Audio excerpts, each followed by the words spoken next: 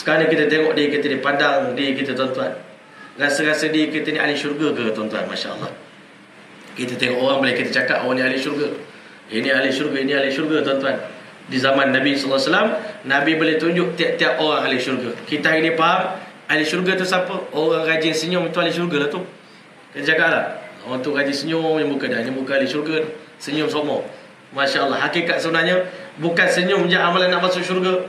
Allah Subhanahu wa taala firman dalam Al-Quran, wasari'u ila maghfiratin min rabbikum, bersegeralah mencari keampunan daripada Tuhan kamu, wa jannatin 'arduha as-samawati wal ard, dan memburu syurga yang luasnya seluas 7 petal langit dan 7 petal bumi ini, uiddat lil muttaqin, yang aku sediakan untuk hamba aku yang bertakwa, kata Allah Subhanahu wa taala.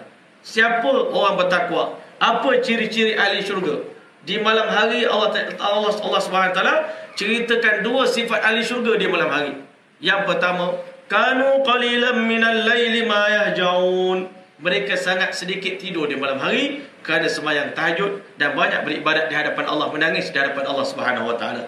Wa bil ashari hum yastaghfirun, waktu sahur mereka akan banyak beristighfar, memohon ampun pada Allah taala. Ini amalan ahli syurga tuan-tuan. Kalau ada 2 sifat ini pada diri kita, insya-Allah mudah-mudahan diharapkan kita jadi ahli syurga, layak menjadi penghuni syurga. Masya-Allah. Kan? Kalau kira layak, semua tak layak. Imam Syafi'i pun kata dia tak layak.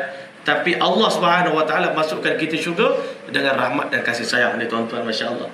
Yang kedua, di siang hari, amalan ahli syurga, Allah Subhanahu wa taala sebut dalam Quran, masya-Allah, alladzina yunfiquna fis sarra'i wad dharra, orang ahli syurga ni selalu menginfakkan harta di jalan Allah, sama ada dalam keadaan tenang, dalam keadaan terang-terangan, ataupun dalam keadaan sembunyi. Depan orang, belakang orang, dia infakkan harta di jalan Allah Subhanahu wa taala. Mudah-mudahan kita amalkan ini tuan-tuan.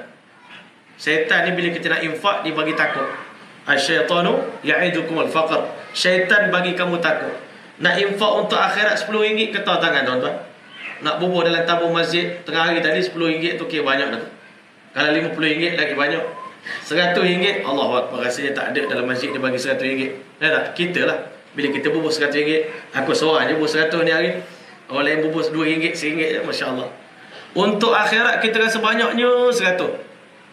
Tapi untuk dunia, buat pagar rumah saja 2 juta. Saya pernah dengar dalam rumah ni, pagar rumah 2 juta, tak banyak lagi tuan-tuan. Sebab dia rasa nak membina syurga, 2 juta pun sikit. Maka tuan-tuan, ahli syurga ni yang pertama, bagi infak dalam keadaan terang-terangan ataupun dalam keadaan sembunyi. Para sahabat Nabi, Masya Allah, isteri baginda sallallahu alaihi wasallam, Sayyidatina Aisyah radhiyallahu ta'ala, pagi dapat 80,000 dinar. Kalau hari ni berapa bilion tak tahulah harga dia. Petang hari sebelum maghrib, habis dah duit tuan-tuan. Masya Allah. Dibelanjakan jalan Allah Subhanahu wa taala. Itu sifat ahli syurga, alladzina yunfiquna fis sarra'i wad dharra. Yang kedua, sifat ahli syurga, yang ni payah sikit tuan-tuan, wal kaziminal ghaiz, orang yang bukan tak marah. Allah Ta'ala bukan sebut kita ni tak marah. Imam Syafi'i kata orang yang bila mana orang buat dia marah, dia tak marah, itu himar, itu kaldai, kata Imam Syafi'i. Kita bukan tak marah, kita ni habis lah, perenguh lah tuan-tuan. Kan? Kita orang kata rumpah ni perenguh lah tuan-tuan. Masya Allah, perenguh memang ada. Tapi Allah Ta'ala beritahu, wal kaziminal ghaiz, kena telan kemarahan tadi.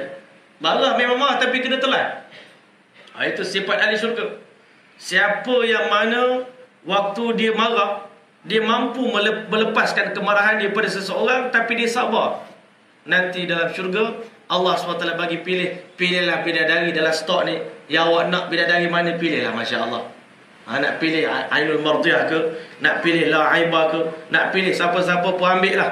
Masya Allah. Syaratnya di dunia kena telan kemarahan. Masya Allah. Itu payah sekali nak buat tuan-tuan. Sifat ahli syurga yang kedua ni memang berat sikit, tapi kita boleh cuba untuk kita amalkan. Masya Allah. Yang ketiga, wal afina 'anil nas. Masya Allah. Memaafkan manusia. Masya Allah. Itu sifat ahli syurga. Wallahu yuhibbul muhsinin. Allah Ta'ala menyukai orang yang berbuat baik. Walladzina idza fa'alu fahishatan. Ini sifat ahli syurga. Yang keempat, apabila dibuat apa-apa dosa, dibuat satu kerja-kerja benda yang tak elok, aw zalamu anfusahum, ataupun mereka menzalimi diri mereka di dunia ni, zakarullah, mereka akan terus mengingati Allah Subhanahu wa taala. Tiba-tiba ingat pada Allah, ya Allah, aku dah buat dosa besar sangat dari Allah. Fastaghfaru lidhunubihim, mereka akan sibuk beristighfar terhadap dosa-dosa mereka. Wa man yaghfiru dzunuba illallah, kerana mereka tahu tak ada siapa yang boleh memaafkan kesalahan mereka melainkan Allah Subhanahu wa taala. Masya-Allah. Awalam yusirru ala ma fa'alu wa hum ya'lamun. Mereka tidak akan mendedahkan dosa-dosa mereka kepada orang. Itu sifat ahli syurga. Jangan kita cerita dosa-dosa yang kita tengah buat. Kau tak kenal ke aku dulu, masya-Allah. Kalau awak ingat kenal saya zaman muda dulu. Oh, masya-Allah, semua orang takut dengan saya. Tak payah cerita dah tuan-tuan. Itu semua dosa-dosa silam kita tutup. Itu sifat ahli syurga. Tak akan dia mendedahkan kesalahan-kesalahan dia, keaiban-keaiban daripada orang, masya-Allah. Banyak sifat ahli syurga tuan-tuan. Bila mana Allah ciptakan syurga Jannatul Adnin, Allah SWT beritahu kepada syurga Jannatul Adnin, takallami, cakaplah kamu sesuatu. Kalau orang putih cakap say something, masya-Allah, cakap sesuatu, cakap sikit. Syurga Jannatul Adnin, syurga Jannatul Adnin beritahu pada Allah, qad aflahal mu'minun, berbahagialah, berjayalah orang yang beriman. Masya-Allah. Siapa orang beriman? Alladzina hum fi salatihim khashi'un, orang yang khusyuk sembahyangnya, masya-Allah. Walladzina hum 'anil lagwi mu'ridun, ahli syurga sentiasa meninggalkan kerja sia-sia di dunia ni, masya-Allah.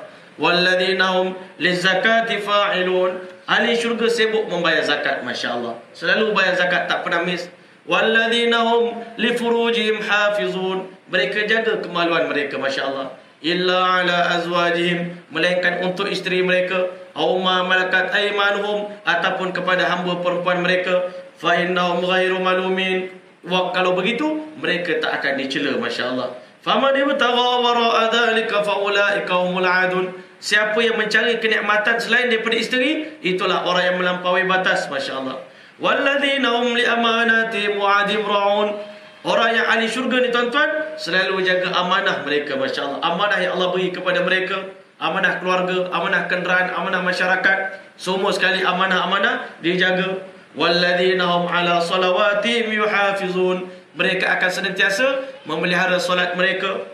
Ulaika humul warithun, mereka itu adalah generasi pewaris, kata Allah SWT. Mereka adalah merupakan pewaris-pewaris. Alladzina yarithunal firdaus, mereka akan mewarisi syurga Jannatul Firdaus. Hum fiha khalidun, mereka akan kekal dalamnya untuk selama-lamanya, masya-Allah.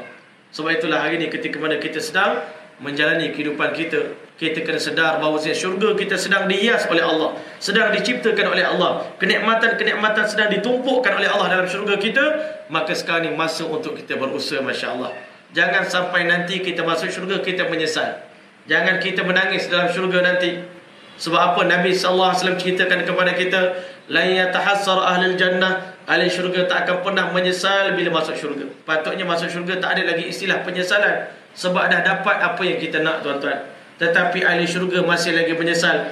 Bukan menyesal tinggalkan anak bini dekat dunia, tak pernah menyesal tinggalkan kereta mewah dekat dunia, tak pernah menyesal tinggalkan kampung halaman, tinggalkan keluarga, tetapi menyesal atas satu perkara saja, illa ala saat, melainkan ke atas tiap-tiap saat yang kita tempuhi dalam hidup kita, ala ghairi zikrillah, marrat ala ghairi zikrillah, yang berlalu tanpa kita isi dengan zikir pada Allah Subhanahu wa taala.